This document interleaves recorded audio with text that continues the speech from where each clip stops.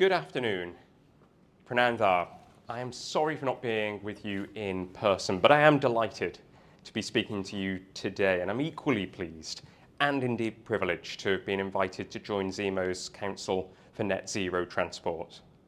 Zemo does vital work bringing together government, industry and experts, in other words, the kinds of people in this room, and I look forward to engaging with the Council.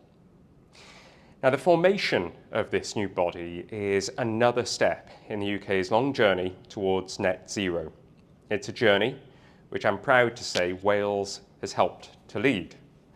As you may know, in 2019, the Senedd became one of the world's first parliaments to declare a climate emergency. We were at the forefront 5 years ago, and I want us to stay there. Years before we declared a climate emergency, we passed the Wellbeing of Future Generations Act. It is an act that requires public bodies in Wales to think about the long-term impact of their decisions, including, crucially, on climate change. It also sets ways of working for those bodies which must demonstrate such as collaboration and involvement. And I can think of no policy area where these two principles are more relevant than transport. In Wales, the Wellbeing of Future Generations Act gives us a legal framework to make a collaborative approach across government possible.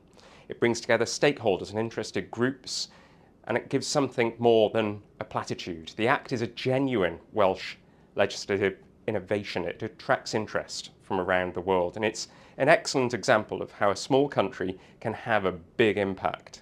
Speaking of which, we recognise that Wales has generated an outsized share of historic carbon emissions.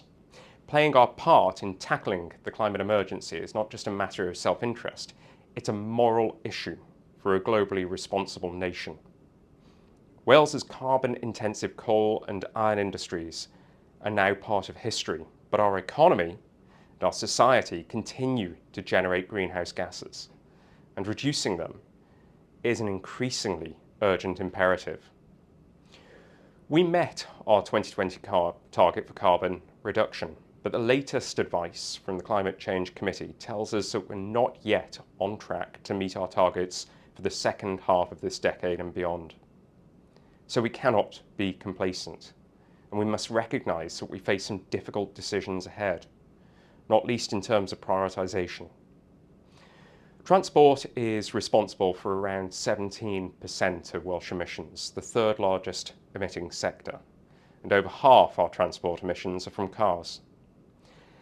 Setting Wales on a pathway for net zero means making big changes to the way we travel. A huge challenge, but in no way unique to Wales. Large areas of transport policy, including aviation and most of all rail, are reserved for Westminster. This has been a challenge for us in the recent past, but I'm excited by the potential for two Labour governments in Wales and in London to work together to deliver better public transport for the people we all represent. No government can deliver on carbon budgets alone, and a genuine commitment to work together at all levels is a necessity. In areas where we do hold most of the levers, we have a strong range of Made in Wales policies. Through Benewydd, our transport strategy, for example, places climate change at the front and centre of our agenda.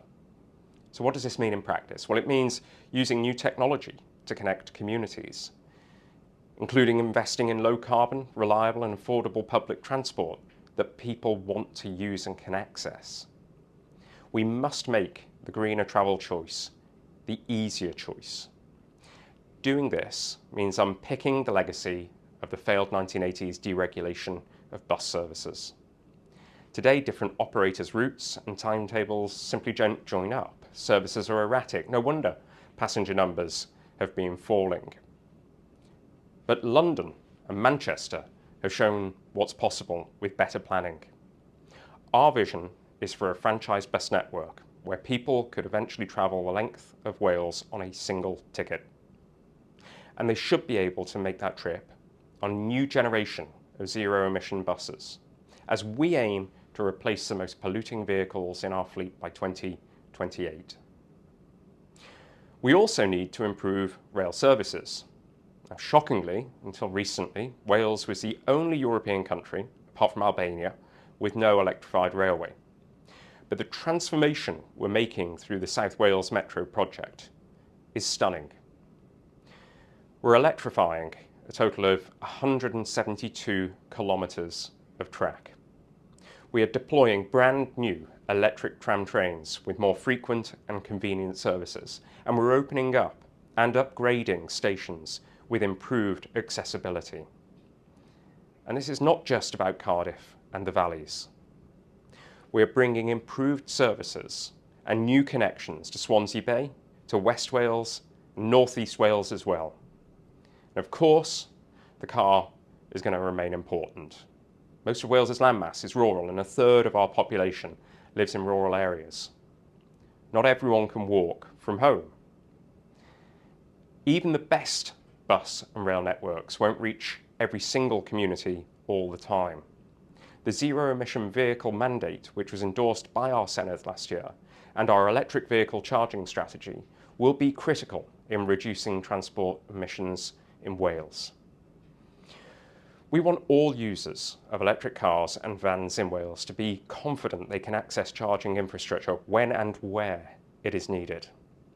So we're investing in charging points on our strategic road network, close to residential areas, at railway station car parks, and also at other key locations.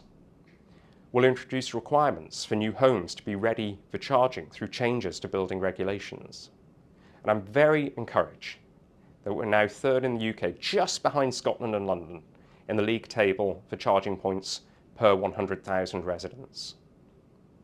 Now, beyond cars, we're focusing on the need to decarbonise both heavy and light commercial vehicles that are operating here.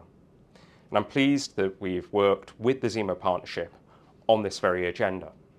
It is a classic example of the kind of collaboration that I talked about earlier, the kind of collaboration we'll need much more of on the long road to net zero. Thank you for listening. Diolch yn fawr iawn.